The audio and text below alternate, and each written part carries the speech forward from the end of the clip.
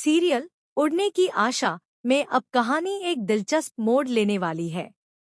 जब सचिन और सायली का काम सही तरीके से नहीं चल रहा होता है, तब दोनों देखते हैं कि उन्होंने जितना भी कमाया था वह सब घर के खर्चों में निकल गया है।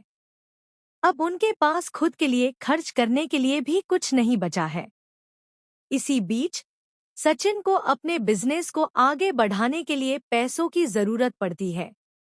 ऐसे में सायली समझदारी दिखाते हुए कहती है कि हमें अपने गहनों को कुछ समय के लिए गिरवी रख देना चाहिए, ताकि हमें पैसे मिल सकें और हम बिजनेस को फिर से शुरू कर सकें। बाद में जब हालात ठीक हो जाएंगे तो हम अपने गहने वापस ले आएंगे। सायली की यह बातें रेणुका सुन लेती है, लेकिन रेणुका की नजरें इस वक्त तेजस की तरफ होती हैं, क्योंकि तेजस को भी अपनी एक डील पूरी करने के लिए पैसों की सख्त जरूरत होती है। ऐसे में रेणुका यह फैसला लेती है कि सायली के गहनों को गिरवी रखकर वह सारे पैसे तेजस को दे देगी। वहीं दूसरी तरफ रोशनी भी पैसों की तंगी से जूझ रही होती है। उसे भी अपने बंद पड़े बिजनेस को दोबारा शुरू करने के लिए पैसे चाहिए होते हैं।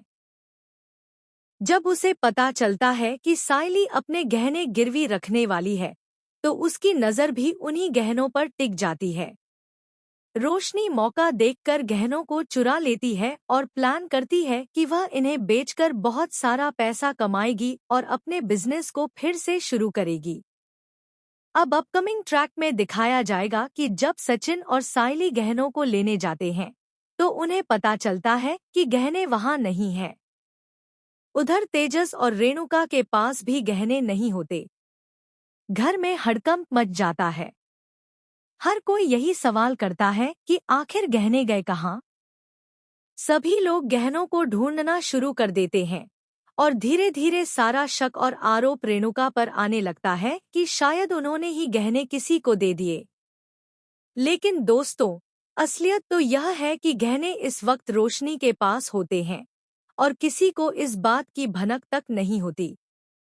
अब देखने वाली बात यह होगी कि क्या गहनों की सच्चाई सबके सामने आएगी? क्या सायली और सचिन को उनका हक वापस मिलेगा? क्या रेणुका को झूठे इल्जाम से मुक्ति मिलेगी? और सबसे बड़ा सवाल, क्या रोशनी का सच सामने आएगा? आपको क्या लगता है? क्या रोशनी की यह साजिश उजागर होगी? अपनी राय कमेंट में जरूर बताएं।